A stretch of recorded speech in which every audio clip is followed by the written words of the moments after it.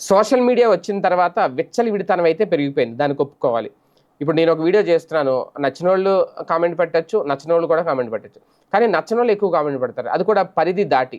అలాగే సోషల్ మీడియాలో అసభ్యకరమైన పోస్టులు పెట్టడం, ట్రోల్స్ చేయడం, ఫేస్ మార్పింగ్‌లు చేయడం, చేసి వాళ్ళని అవహేళన చేయడం ప్రజల్లో. ఇవన్నీ బాగా ఎక్కువైపోయినాయి. ఇటువంటి ఖచ్చితంగా ఒక కంట్రోలింగ్ వ్యవస్థ అనేది ఉండాలి. ప్రభుత్వం ఇటువంటి వాటి మీద చాలా సీరియస్‌గా ఉండాలి. తాజాగా కోర్టు ఇదే చెప్పింది. హైకోర్టు సామాజిక మాధ్యమాల వేదికగా అలాగే అభ్యంతరకర పోస్టులు పెట్టడంపై హైకోర్టు సైతం ఆందోళన వ్యక్తం చేసింది.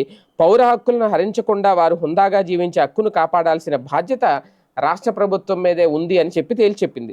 అంతేకాదు అసభ్య విద్వేషపూరిత దూషణలతో సామాజిక మాధ్యమాల్లో పోస్టులు పెట్టడం ప్రస్తుత రోజుల్లో సాధారణమైపోయింది.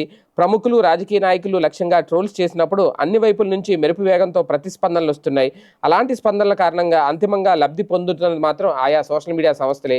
ఇటువంటి నేపథ్యంలో అసభ్య అభ్యంతరకర దూషణలకు సంబంధించిన పదాలను రాష్ట్ర ప్రభుత్వం గుర్తించాలి. సోషల్ మీడియాలో ఆ పదాలను ఉపయోగించకుండా ఆదేశాలు జారీ చేయాలి. ఇలాంటి పదాలు ఉపయోగించినప్పుడు ఆటో బ్లాక్ చేసేలాగా ఆ సంస్థలకు తగిన సూచనలు కూడా చేయాలి అనేది. అలాగే అంటే ఇందులో కొన్ని ఉంటాయి. అల్గారిథానికి సంబంధించి కొన్ని కీవర్డ్స్ని బ్లాక్ చేయొచ్చు. కాకపోతే ఎక్కువ ఇప్పుడు తెలుగు పోస్టులు ఉన్నాయి కాబట్టి అన్ని లాంగ్వేజ్కు కూడా చేయాలనుకుంటే చేయొచ్చు, కట్టడి చేయొచ్చు. కోర్టు చెప్పినట్టు పెద్ద పనేం కాదు అది. కొన్ని అసభ్యకరమైన పదాలు ఏంటి అని గ్యాదర్ చేసి అవి బ్లాక్ చేస్తే, అయితే అలా బ్లాక్ చేస్తే అందరికీ వర్తిస్తాయి. రేపొద్దున వాళ్ళు విమర్శించడానికి ఉండదు, వీళ్ళు విమర్శించడానికి ఉండదు. ఆటోమేటిక్గా అవి బ్లాక్ అయిపోతాయి. ఆ పని అయితే ఇమ్మీడియట్గా ప్రభుత్వమే చేయాలి అంటూ కోర్టు తీర్పు చెప్పింది.